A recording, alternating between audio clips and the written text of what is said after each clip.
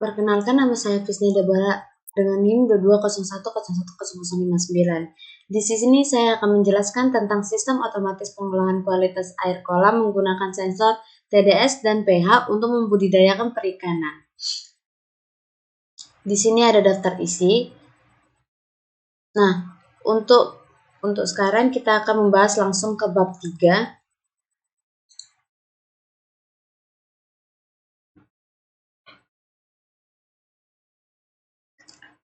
Nah, di sini saya menggunakan pertama LCD 12C 16x2. Nah, di sini saya pakai potensiometer dua-duanya karena di sini tidak ada sensor pH dan sensor TDS. Nah, salah satu ini adalah sensor pH dan TDS, di mana codingan ini dikonfirmasi ke dalam komponen. Nah, menggunakan liquid kristal 12C untuk menampilkan nilai pH dan TDS pada LCD, lalu sensor pH terhubung ke A0. Di sini kita bisa melihat sensor pH akan ke 0. Ini A0 terhubung ke sensor pH. Lalu di sini sensor pH itu ke ground, lalu dia ke 5 volt. Nah, untuk sensor TDS-nya itu masuk ke dalam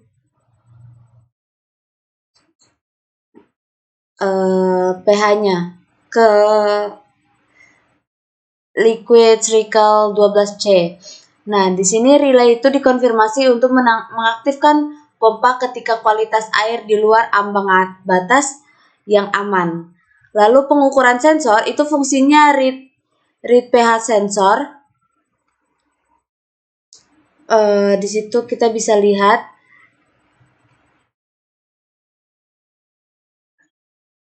sensor pH. Nah, di sini kita lihat cons ins pH pin A0, lalu cons in TDS pin A1, lalu relay masuk ke dalam pin 7, itu untuk pompa, lalu cons float min itu 6,5, max-nya pH 8,5, dan max TDS itu 1000. Nah, void stop itu kita gunakan ke dalam relay pin yang output, lalu relay pin high untuk pompa dalam keadaan mati atau relay off. Nah, delay-nya itu ada 2 detik. Lalu di sini ada read pH sensor, yang mana itu untuk mengkonfirmasi tegangan pada sensor pH menjadi nilai pH. Lalu di sini read TDS sensor itu mengonfirmasikan tegangan dari sensor TDS menjadi nilai dari dalam ppm. Nah, kita lihat jika nilai pH di luar kisaran 6,5 sampai 8,5 atau TDS lebih dari 1000 ppm, pompa akan diaktifkan untuk menguras air. Nah, di sini juga saya ada di bab 3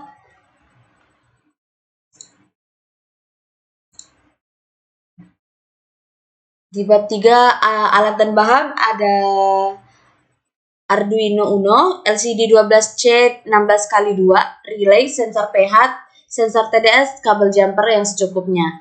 Nah, di sini saya ada skematik sistem Arduino dengan sensor pH.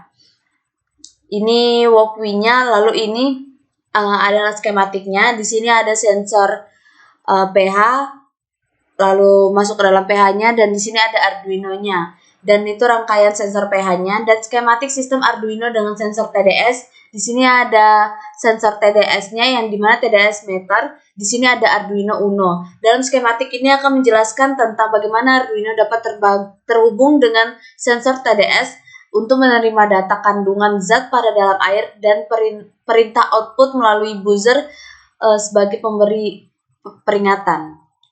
Nah, untuk adapun konfigurasi pin sensor TDS sebagai berikut, yang ada di situ tabelnya konfirmasi pin sensor TDS minus itu ke ground, plus itu ke VCC, A itu ke A1. Nah, untuk 3.4 tahap perancangan sistem, pada tahap ini dilakukan dengan perancangan keras atau hardware dan perangkat lunak software yang terintegrasi untuk sistem otomatis pengurasan dan pengeringan air kolam. Yang pertama itu perancangan perangkat keras, yang dimana sistem otomatis ini membutuhkan beberapa komponen utama seperti sensor TDS, sensor pH, microcontroller yaitu Arduino dan Raspberry Pi, tapi kita pakainya itu ada di Arduino, lalu pompa air serta relay untuk mengendalikan pompa airnya. Menurut Smith et al. 2020 dalam jurnal Automatic Design of Water Management System, pemilihan sensor yang tepat sangat penting untuk memastikan bahwa sistem dapat memberikan pengukuran yang akurat dan andal. Oleh karena itu, sensor TDS dan pH dipilih karena keakuratan dan kestabilitas dalam kondisi air yang bervariasi. Nah, untuk microcontroller yang kita pakai adalah Arduino Uno, berfungsi sebagai otak sistem yang akan menerima dari data sensor TDS dan pH, memproses dan kemudian memberikan instruktur kepala pompa untuk menguras atau mengisi air jika diperlukan. Microcontroller ini diprogramkan menggunakan bahasa pengukuran seperti C++ untuk Arduino atau Python untuk Raspberry seperti dijelaskan oleh Guipsa 2020 dalam jurnal Microcontroller Based Control System for Water Applications. Nah, perancangan perangkat lunak di situ kita bisa gunakan dengan perangkat yang akan diimplementasikan pada microcontroller yang berfungsi untuk membaca input. Kita menggunakan Walkthrough tadi dan dari sensor TDS dan pH secara berkala, membandingkan data tersebut dengan ambang batas yang telah ditentukan dan mengambil tindakan yang sesuai. Menurut OGA 2017 dalam buku Modern Control Engineering, ini mengendalikan masuk dalam kategori kontrol umpan balik tertutup closed loop feedback control, di mana mikrokontroller terus-menerus menerima data sensor dan membuat keputusan berdasarkan kondisi saat ini menjadi keseimbangan sistem secara otomatis. Tahap implementasi sistem, di sini ada interaksi sensor dengan microcontroller, yang mana pada tahap ini sensor TDS dan pH dibutuhkan ke microcontroller menggunakan koneksi input analog, dan data sensor ini akan dibaca dalam interval untuk waktu tertentu, misalnya setiap 5 detik, untuk mendeteksi perubahan kualitas air. Berdasarkan studi Rahmat itu, di jurnal Water Quality Monitoring Ocean Sensor Network, integrasi sensor TDS dan pH dengan microcontroller dalam sistem otomatis menggunakan pengukuran dan pengendalian kualitas air secara real time yang dapat mengurangi keterlibatan manusia dalam manajemen air.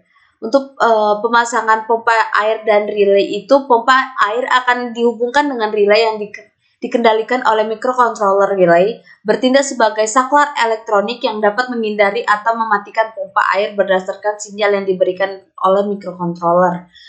Nah, itu sistem relay digunakan untuk memiliki konfirmasi normal open AO atau di mana pompa air hanya akan menyala ketika relay diaktifkan oleh microcontroller seperti dijelaskan oleh jurnal Relay Based Control System for Engineering Efficient Water Management. Pengukuran relay dapat meningkatkan efisiensi energi dalam sistem otomatis. Pengujian sistem ini pengujian kualitas air, di mana sistem diuji dengan berbagai variasi tingkat TDS dan pH dalam air kolam untuk mengamati bagaimana sistem merespon perubahan kualitas air. Air dengan kadar TDS dan pH yang berbeda-beda akan dimasukkan ke dalam kolam simulasi, dan sensor TDS seperti pH akan memantau perubahan tersebut.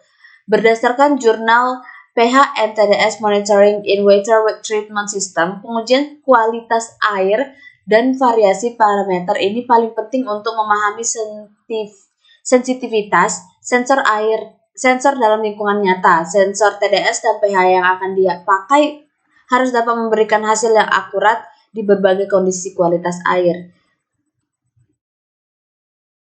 Lalu di sini kita langsung masuk dalam pengumpulan analis. Tidak usah kita masuk ke. Nah, kita langsung masuk ke bab 5 untuk pembahasan dan hasilnya. Penggunaan sensor TDS, Total Dissolved Solids, dan sensor pH dalam sistem otomatis Ini adalah aspek krusial dan menjaga kualitas air kolam. Sensor ini dipilih karena kemampuan untuk memberikan pengukuran langsung terhadap parameter penting yang menunjukkan tingkat kesehatan airnya.